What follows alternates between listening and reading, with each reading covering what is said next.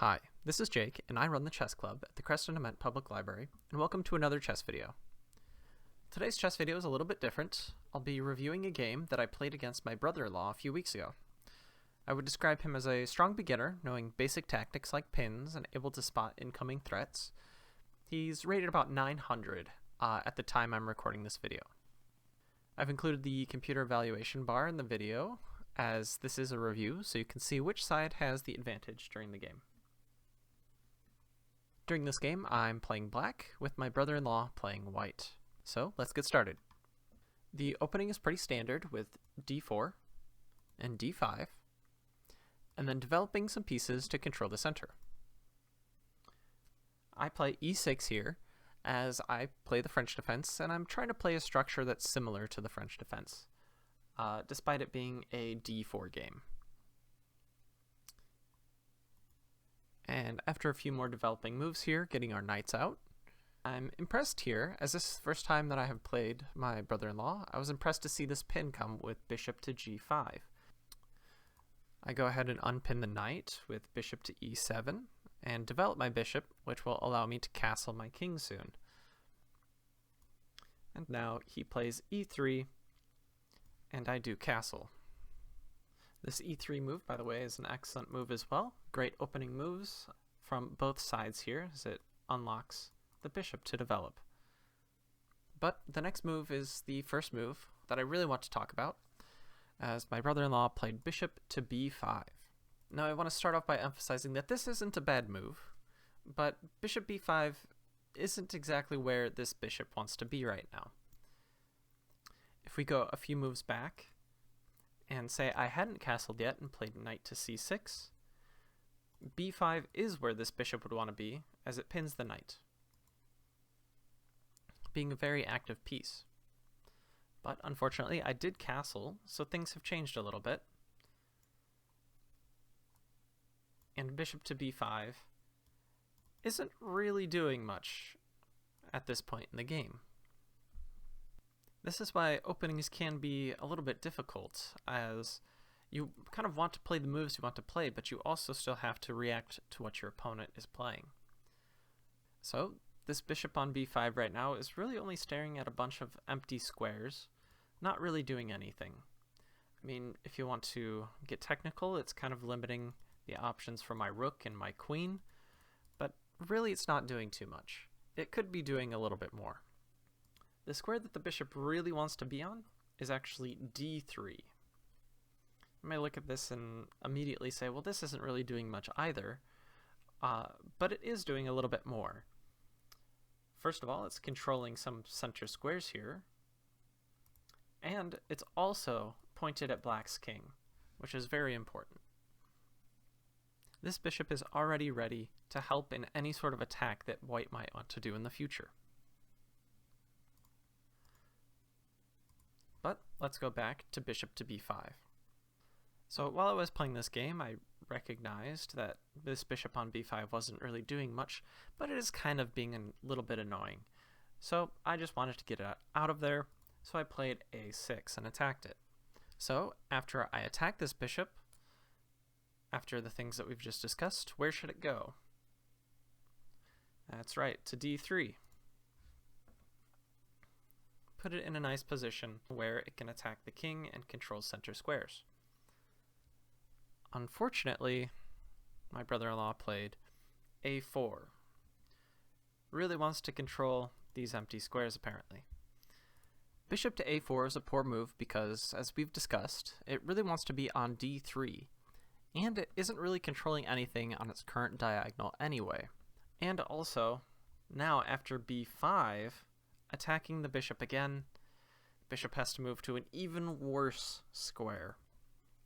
And on this square, now what's the bishop doing? Doing absolutely nothing. It's looking at pawns that are defended by other pawns, and it has no squares to move to, as the squares that it could move to are defended by, again, a pawn. This is a very sad bishop on b3. Knowing that this bishop has nowhere to go, I now have a plan as black. If I can get a pawn to a4 or c4, I just get a bishop for free. During the game, while I was looking at options, I noticed that trying to push a4 drops the defender of the b5 pawn, so I didn't necessarily want to do that. Although the computer says that that's a fair trade, get the bishop, lose a pawn. But I also didn't really want to let this bishop into this side of the board. So I decided to try to get a pawn to c4. So to do that, I develop a knight to defend the c5 square, add another defender to my other knight, and also it controls this weak square on e5. And here's the second move that I want to talk about during this game. Bishop to h4. Now, I'm not entirely sure the idea behind this move. It might be to make space to bring the knight in for some sort of an attack. Unfortunately, this attack doesn't really work, as my bishop on f6 is defending any sort of pawn that might want to be attacked. Or perhaps he just might have wanted to avoid what happened on the queen side of the board and having his bishop pushed back to a poor location. But this just loses tempo on the board. Tempo just means time. He simply used up a move to avoid something later, which can work, but you have to have a way to regain that tempo later on. Bishop to h4 doesn't do anything new to help regain tempo later. It's not defending or attacking anything new. It's just a bit further away. There's also a difference on this side of the board. My king is here, and if I did decide to push the pawns out, let's say h6, and a random move for white, to g5, you can see how these pawns are now very weak in front of my king. Now this square and this square, which were defended by pawns before, aren't, which can lead to opportunities for attack for white. So really you can actually invite and welcome these pawn pushes to try to move your bishop out, as it does get compensation in the form of a possible attack later on.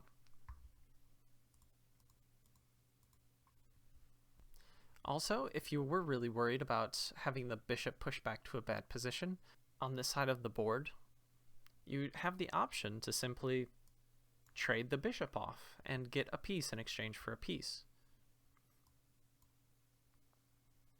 The other bishop on the queen side of the board, because of the first move, didn't really have that option. It wasn't attacking anything.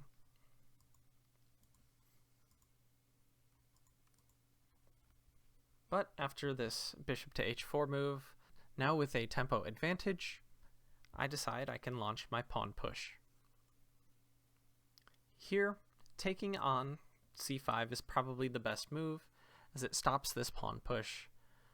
But it does come with a little bit of a downside, which is that it starts opening up the center of the board, and your king has not castled yet. So instead, I understand why a4 was played. But again, if you hadn't played this move and instead castled, you might not have been as afraid of taking on c5. So after a4, I play c4, getting this nice pawn chain with everything supporting each other, and also attacking your bishop, but my brother-in-law has created space, and safely tucks the bishop away on a2. With the bishop tucked away, I decide to kind of try to test my brother-in-law here and play a4. This isn't the best move, but I thought maybe I could trick them, as the obvious move is to retake with your knight. With the rook now blocked, this knight has no defender, so I tried to attack it with check on the king and attack the knight, just to see. Again, this was the first time we played. I wasn't really sure how good my brother-in-law was, and I was just kind of trying this out. And he played the move that I probably would, which is to retreat the knight while blocking at the same time. This actually isn't the best move, as there's kind of a cute move with c3, which allows the queen to defend and blocks the check threat as well. But again, as I said, I probably would have seen this move first as well, as c3 does kind of block your knight in and traps it for the time being. But with knight to c3, I have bishop to b4, putting more pressure on with this attack. And during this point in time, white's best option is to simply castle. Get the king out of this attack. Of course, my brother-in-law simply tried to add another defender to the knight to try to preserve the b pawn as well instead of giving up a pawn. Unfortunately, that lets me bring another piece into the attack with a knight to e4. Now you have to move the queen away, and there's no way to move it and defend the knight at the same time. And I decided to take in the most forcing way. The computer prefers if I took with the knight, but I decided to take in the most forcing way with a check. The bishop is correctly retaken with the pawn. After the queen takes with another check, black is up a pawn with another check as well. Here it's really hard to decide to simply move your king away from this check. But unfortunately, that's the best move. And knowing how hard it is to decide to simply move away from this check, I understand the knight to d2 blocking. Unfortunately, this just loses a piece, as after knight takes, if queen takes, my queen can take the rook with check, and after a block, I also get the bishop.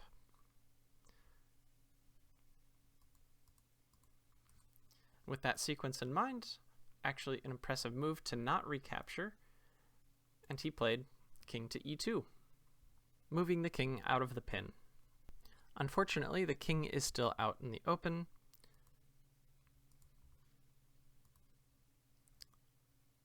and I kind of begin to start cleaning the game up with a few tactics, winning pieces, trading off queens, bringing more pieces into the attack.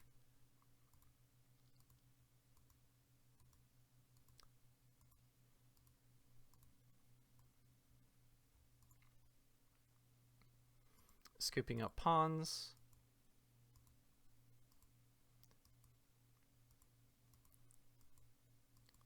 Taking an exchange of the knight for the rook. And actually, I accidentally found checkmate here. I was mostly just trying to move this bishop here to attack the knight with a check and winning the piece, but actually the king has nowhere to go. With the rook covering these squares, this pawn covering this square, the knight covering here, and the bishop attacking, and obviously can't move over your own pieces. It's actually checkmate. The game mostly came down to just a few small errors that piled up on each other that let me kind of run away with the game with an attack. And when I say small errors, I really do mean small errors.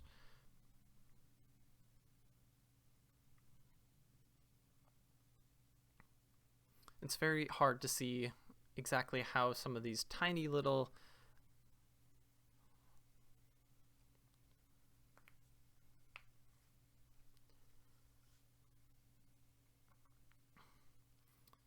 it's very hard sometimes to see how just a single tempo can come down to it's very hard to see how a single tempo or just kind of a waiting move can sometimes lead to a loss later on. But it is possible, so try to find the most active moves that you can find. But unfortunately, that's all the time we have for today. Don't forget to visit us again for another chess video.